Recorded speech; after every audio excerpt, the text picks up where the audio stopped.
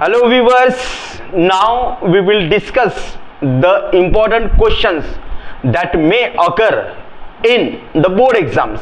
Means first of all field visit, यानी field visit के अंदर तीन क्वेश्चंस अगर हम करें तो वो एक क्वेश्चनर्स, मीन्स क्वेश्चनर्स में सबसे पहले क्वेश्चन हम ऐसे पूछ सकते हैं may I know your name. दूसरा क्वेश्चन हम ऐसा पूछ सकते हैं बाबा from where do you bring the raw materials. Third question पूछ सकते हैं ऐसा how many workers work in this factory, means what is the timing of the workers, means and then I say nearly 8 questions जो है वो means I will put it in the link, means I say 8 question जो है हमें पूछना चाहिए। means where do you send the finished goods, which is the nearest market for this finished goods, means what type of safety measures are taken for the workers in this factory, means how do you manage the best materials in your factory, means such question। दूसरा question है write a geographical report, write a report या miss report writing एक question ऐसा है। और तीसरा question ऐसा है how will you manage the litter, यानी how will you manage the garbage. Litter means garbage, तो पहले means I will not throw garbage anywhere, I will carry gunny bags, और एक गनी बैग होती है जो जूट से बनती है, means I will carry a gunny bag with me and what ever the garbage और means litter is there, I will keep that garbage in that gunny bag. I will inform my friends also, do not throw the litter here and there. Then I will inform other people by taking the or conducting the street shows, means ऐसे जो है मतलब हम ऐसे एक litre पे question आ सकते हैं बस। और दूसरा मतलब मेन क्वेश्चन अगर कहीं होते कि ये जो ईस्टर्न में है, ईस्ट साइड में मतलब इंडिया के जो ईस्टर्न कोस्ट लाइन है यहाँ नेचुरल पोर्ट्स नहीं है, तो इमेज में तुम्हें पता चलेगा यहाँ नेचुरल पोर्ट्स नहीं है और इधर जो है वो नेचुरल पोर्ट्स है। यानी बड़ी शिप को अगर यहाँ तक आना है तो उसकी वाटर की डेप्थ बहुत ज़्यादा होनी चाहिए, तभी शिप यहाँ तक किनारे तक आ सकती है। अगर ज़्यादा डेप्थ नहीं है तो शिप किनारे तक नहीं आ पाते, ये पहला रीजन। मतलब means that's why these means western coastal plains are submerged and these eastern coastal plains are emerged, ये पहला रीजन है। दूसरा means Eastern coastal plains are formed by the depositional work of the rivers like Godavari, Krishna, Kaveri, ये जो है और इधर से गंगा है, ब्रह्मपुत्र है, यमुना, यानी इसके डिपोजिशनल वर्क की वजह से ये जो है ये कोस्टल प्लेन्स बनते। अगर चीकड़ है पर्टिकुलरली अगर सिंपल लैंग्वेज में अगर देंगे तो बहुत सारा चीकड़ जो है ये इधर ये लैंडफॉर्म और दूसरा जो है लैंडफॉर्म जो बने हुए हैं वो डिपोजिशनल वर्क की वजह से बने, यानी बहुत सारे, तो इसीलिए शिप यहाँ तक नहीं आ पाते।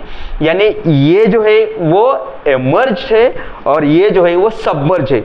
यानी यहाँ तक अगर शिप क्यों नहीं आ पाते, क्योंकि यहाँ बहुत डीप वाटर नहीं है, बस सिंपली अगर यहाँ डीप वाटर नहीं है, यहाँ डीप वाटर है। ये क्या है एमर्ज्ड लैंडफॉर्म्स है और ये कौन से है सबमर्ज्ड, यानी बहुत गहरे है और ये गहरे नहीं है। ये एक मेन रीजन हो सकता है।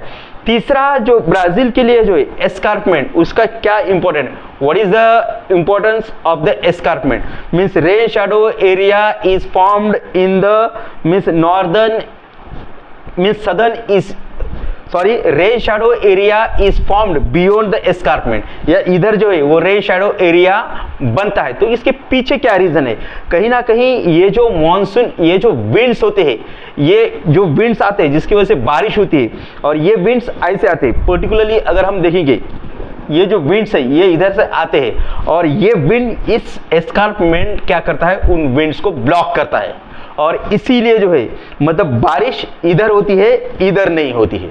मतलब क्यों, क्योंकि बादल इधर नहीं आते और इसीलिए rain shadow area is formed in this area. तो ये एक इंपॉर्टेंट क्वेश्चन है, क्वेश्चन ऐसा पूछा जा सकता है।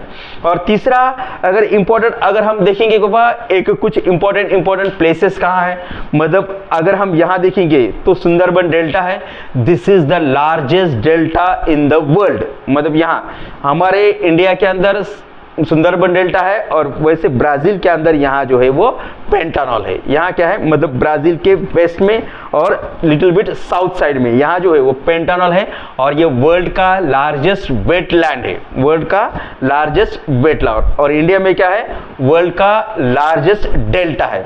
अब what is the difference between deltas and estuaries, ये एक क्वेश्चन हमेशा पूछा जाता है। Means why the west means east flowing rivers forms the deltas and west flowing rivers form the estuary.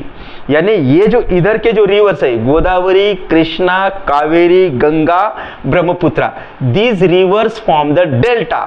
और ये जो इधर के ज्यादा नहीं है रिवर, इधर एक नर्मदा है, एक तापी है और एक माही, ये जो है एस्चुरीज बनाते हैं। तो डेल्टा मतलब बे ऑफ बंगाल के साइड में रहता है, और ये जो एस्चुरीज है वो अरेबियन सी में। तो what is the difference between deltas and estuaries? सबसे पहले means deltas means are formed by the rivers Brahmaputra, Ganga, Yamuna, Godavari, Krishna, Kaveri.